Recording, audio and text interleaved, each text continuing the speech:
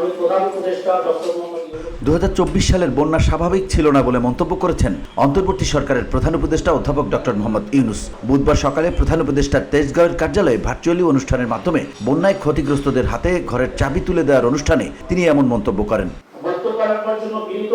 প্রধান উপদেষ্টা বলেন, আমরা যখন সরকারের দায়িত্ব গ্রহণ করি সঙ্গে সঙ্গে বন্যা শুরু হয়। ঠিক বুঝতে পারছিলাম না এ জায়গায় কি বন্যা হবে। অন্যান্য বছর যে বন্যা হয় এটা সম্পূর্ণ ভিন্ন জায়গার বন্যা। এটা কত গভীরভাবে মানুষকে ক্ষতিগ্রস্ত করবে এটার কোনো ধারণা ছিল না, অথবা আন্দাজ করা হয়েছিল যে তাড়াতাড়ি চলে যাবে। তবে দিন যত যাচ্ছিল এটা কঠিন হয়ে যাচ্ছিল। প্রথম যখন আমরা দায়িত্ব গ্রহণ করি সরকারের, প্রায় সঙ্গে সঙ্গেই এই বন্যা শুরু হয়েছিল। ঠিক বুঝতে পারছিলাম না এই জায়গাতে কি বন্যা হবে, কারণ এটা স্বাভাবিক বন্যা ছিল না। অন্যান্য বছরে যেসব জায়গায় বন্যা হয় এটা সম্পূর্ণ ভিন্ন জায়গার বন্যা। এটা কত গভীরভাবে মানুষকে ক্ষতিগ্রস্ত করবে সেটারও কোনো ধারণা ছিল না। প্রথম আন্দাজ করা হচ্ছিল যে তাড়াতাড়ি চলে যাবে। যতই দিন যাচ্ছিল এটা কঠিন হয়ে যাচ্ছিল, বন্যার প্রকোপ বেড়ে যাচ্ছিল। তিনি বলেন, বন্যা বেড়ে যাচ্ছিল, সবাই ত্রাণ নিয়ে দৌড়াদৌড়ি, সাহায্যের জন্য সারা দেশ ঝাঁপিয়ে পড়েছিল। এটা যে কত বড় বন্যা ছিল তা বুঝতে পেরেছি বন্যা চলে যাওয়ার অনেক পরে। বন্যায় যারা বাড়িঘর হারিয়েছিল তাদের কোথাও যাওয়ার কোনো জায়গা ছিল না। সবাই প্রথম ত্রাণ নিয়ে দৌড়াদৌড়ি, তাদের আপনাদের সবাইকে রক্ষা করার জন্য দৌড়াদৌড়ি। সারা দেশে সবাই ঝাঁপিয়ে পড়েছিল সাহায্যের জন্য।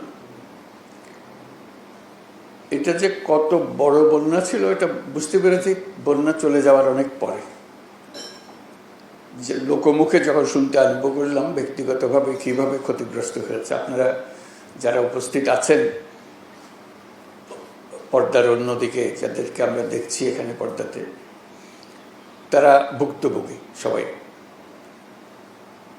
অবস্থাপন্ন যারা এলাকায় ছিলেন তারাও ভুক্তভোগী, তাদেরও কোনো ছাড় দেয় নাই বন্যা। কিন্তু যারা বাড়িঘর হারিয়েছে তাদের কোনো জায়গা ছিল না কোথায় যায়।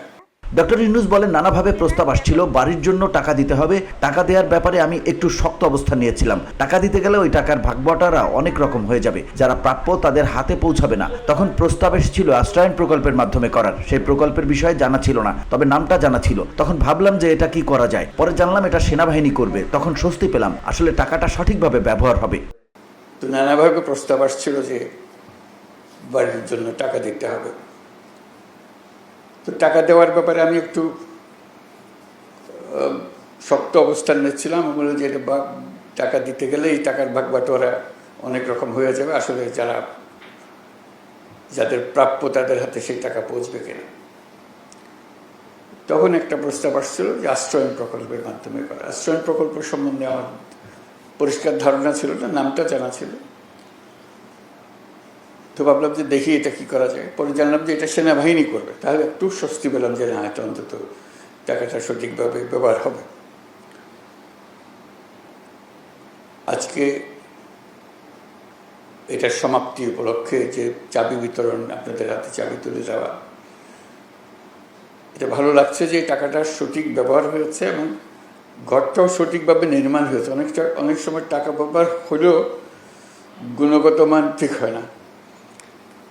আজকে গুণগত মানের ব্যাপারেও আশ্বস্ত হলাম এবং টাকাটা যে ব্যবহার হয়েছে, আমরা যে টাকা দিয়েছিলাম তার অর্ধেক টাকাতে কাজটা করেছে। ওটা উল্টো খবর। সাধারণত যে টাকা দেওয়া হয় তার থেকে দ্বিগুণ আবার চাওয়া হয়। VOD Bangla news desk. যা দেওয়া হয়েছিল তার অর্ধেক ব্যবহার হয়েছে। এই অর্ধেক টাকাতেই 300 ঘর তৈরি হয়েছে। এটাও একটা আনন্দের খবর। আমরা